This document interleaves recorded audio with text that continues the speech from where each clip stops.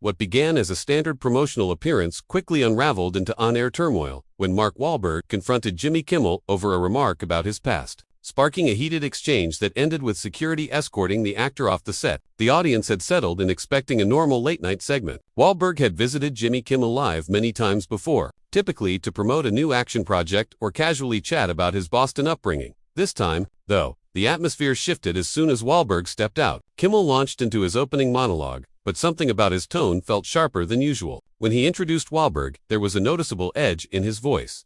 "Ladies and gentlemen, Mark Wahlberg here to talk about his new movie and hopefully not beat anyone up backstage." The crowd laughed, though Wahlberg's smile dimmed slightly as he sat down. He'd heard jokes about his troubled early years for decades, but something in Kimmel's delivery struck a nerve. Still, he appeared calm and settled into the chair with practiced professionalism. "So, Mark, another action film coming soon," Kimmel said, leaning back with his familiar smirk. "At 53, when do you think you'll finally stop acting tough on camera?" Wahlberg's jaw tensed almost invisibly. "Well, Jimmy, as long as people want real stories about real struggles, there will always be space for that kind of filmmaking." "Authentic stories," Kimmel echoed with sarcasm. "Right? Nothing says authentic like a millionaire from Dorchester pretending he's still connected to the streets." The room went still. Even the band exchanged uneasy looks. This wasn't the usual lighthearted teasing viewers were used to. There was real hostility in Kimmel's tone. Wahlberg leaned forward, his voice steady but firm. "Jimmy, I've never claimed to be something I'm not. I've been open about my past, about my mistakes, and about the work I've done to make amends." "Oh yes, the redemption arc," Kimmel pushed on, ignoring the tension. "Tell me, do you think the people you hurt back then watch your movies and think, 'Great, the guy who gave me permanent vision damage is worth $300 million now'?" The reference to Wahlberg's 1988 assault conviction landed hard. His publicist, watching from backstage, immediately grabbed her phone. This had crossed every professional line. "Jimmy, that's completely out of line," Wahlberg said, his accent sharpening with anger. "I was 16. I served my sentence. I made amends directly. I've spent 35 years trying to do better."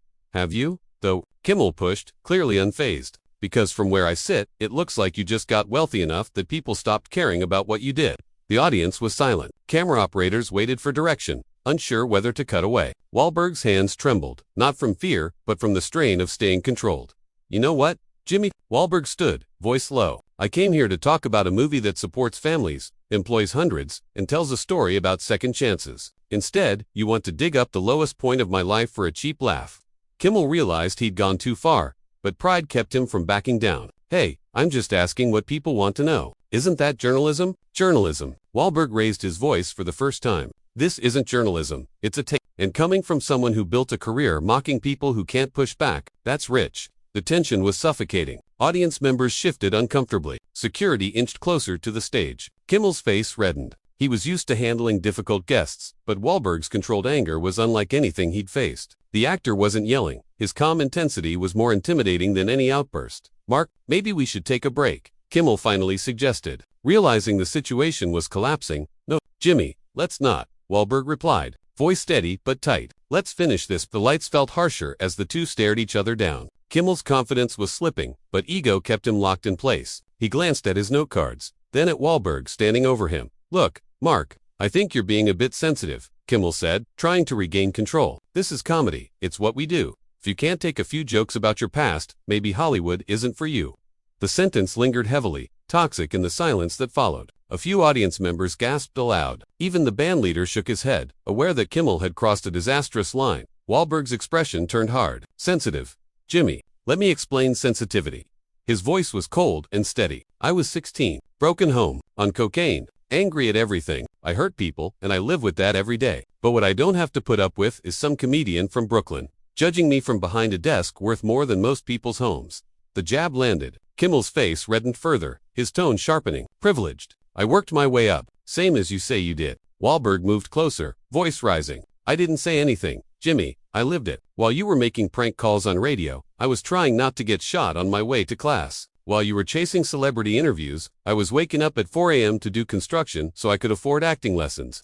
The room was still and glued to the moment. No acting, no scripted sparring, a real confrontation unfolding live. Kimmel tried to laugh, but it sounded strained and empty. "Come on, Mark, you're taking this way too seriously. We're entertainers. We know how this works, a game." Wahlberg's voice dropped into a controlled whisper. "My past isn't a joke for ratings. The people I hurt weren't setups for your punchlines. And the work I've done to fix my life isn't material for ridicule.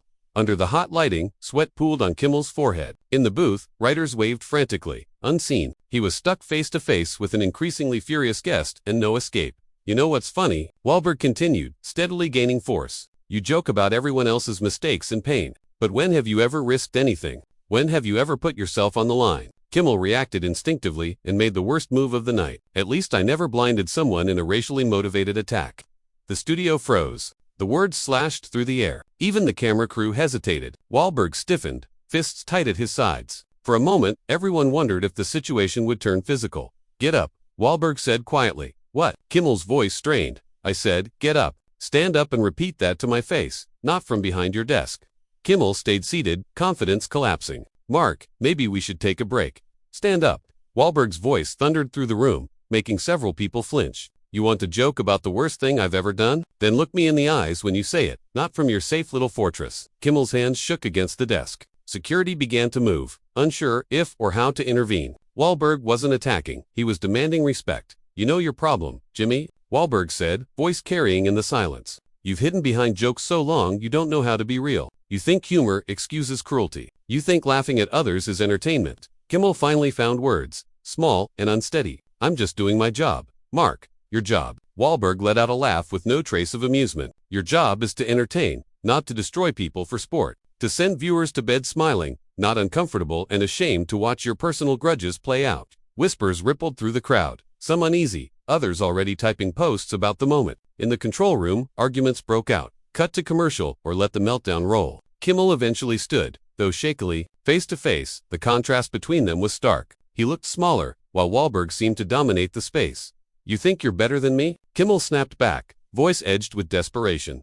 You think making a few movies and donating money wipes the slate clean? That makes you some kind of saint. Wahlberg shook his head slowly, his expression more of disgust than anger. I never claimed to be better than anyone, Jimmy, but I know the difference between accountability and exploitation. I know the difference between owning your mistakes and profiting from other people's pain. Oh, spare me the lecture, Kimmel snapped, composure gone. You're an actor who got lucky. You read lines written by others and pretend to be someone else. Don't lecture me about authenticity.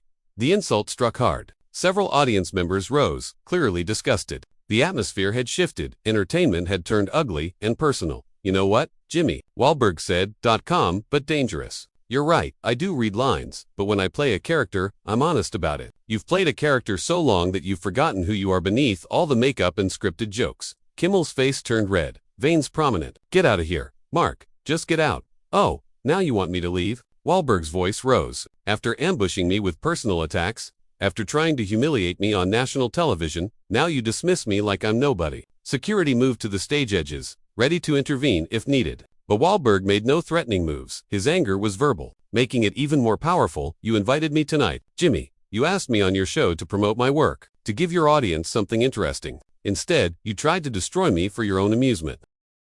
Kimmel panted, overwhelmed. I was just asking tough questions. That's what good interviewers do. Tough questions. Wahlberg's laugh was bitter. Tough questions are about my work, my choices, my craft. They aren't personal attacks meant to humiliate. You didn't ask anything, you threw accusations and insults. The studio was silent. Even the band stopped playing. Two men argued as if behind closed doors, exposed live on television. And the sad truth, Jimmy, Wahlberg lowered his voice to a whisper that still carried. Is that you're actually talented? You're funny, charming, entertaining, but somewhere along the way, cruelty became easier than creativity. Kimmel's eyes welled up slightly. Whether from anger or emotion, it was unclear. Don't psychoanalyze me, he said, voice breaking. You don't know me or what I've been through.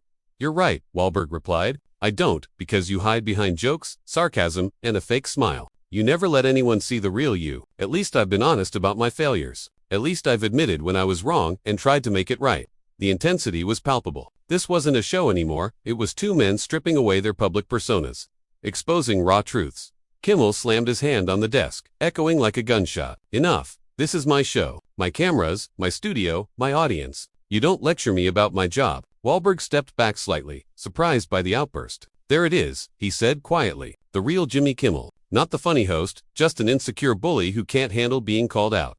The words hung like a verdict. Kimmel's face drained of color, looking around for support, but all he saw were disappointed, uncomfortable stares. You know what's truly pathetic, Jimmy? Wahlberg continued, voice heavy with moral authority. I came prepared to be vulnerable to discuss my mistakes, my growth, the people I hurt, and how I tried to make amends. That's what real people do. They own their failures and try to learn. Kimmel opened his mouth, but no words came. He was deflated, his quick wit abandoned. The studio watched in stunned silence, many clearly siding with Wahlberg. But you, Wahlberg, he pointed directly at Kimmel, saw my vulnerability as weakness. You saw my honesty as a chance to score cheap points. You took the worst moment of my life and tried to turn it into a punchline for your monologue. The security team remained close, but it was clear they weren't needed. This wasn't going to turn physical. It was something worse for Kimmel, a complete public dismantling of his professional image. And you know what's really sad? Wahlberg's voice rose, now tinged with disappointment rather than anger. Your audience deserves better. These people came to be entertained, to laugh, to escape for an hour. Instead, you showed them how to be cruel and unprofessional. Slowly, the audience began applauding, growing into a sustained ovation. They weren't celebrating the confrontation, they were applauding Wahlberg's dignity in the face of Kimmel's behavior. Kimmel finally spoke, his voice weak. Mark, I think maybe we got carried away here. No, Jimmy, Wahlberg said firmly. You got carried away. I tried to stay professional. I tried to steer the conversation. I gave you multiple chances to act decently, but you doubled down on cruelty every time. The host glanced at his producers, but their faces mirrored the audience, disgusted. One was already on the phone, likely with network executives watching the disaster unfold. I think we're done here, Wahlberg said, beginning to remove his microphone. This isn't the kind of show I want to be associated with, and you're not the kind of person I want to work with.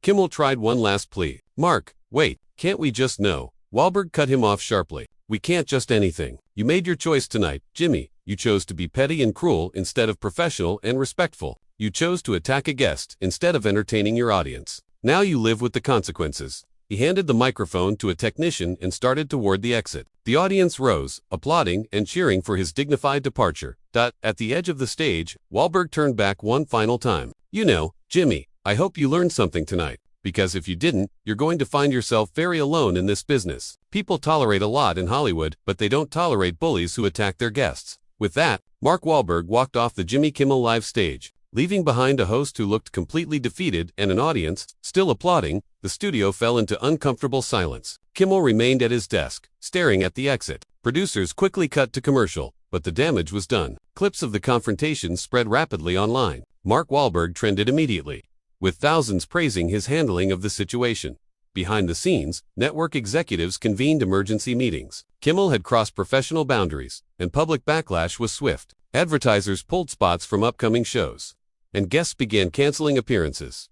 Outside the studio, Wahlberg was met by his publicist and security team. How do you feel? They asked. Disappointed, he said, honestly. I thought we were better than this as an industry. I thought we'd learn to treat people with respect, regardless of their past. The incident revealed a darker side of entertainment, how pain and mistakes are exploited as content. But it also showed that standing up for dignity earns support. By morning, the confrontation had become a defining moment in late-night television, sparking debates on professional conduct, guest treatment, and the responsibility of having a platform. Kimmel's reputation never fully recovered, while Wahlberg's standing in Hollywood rose, strengthened by his principled stand against bullying and exploitation.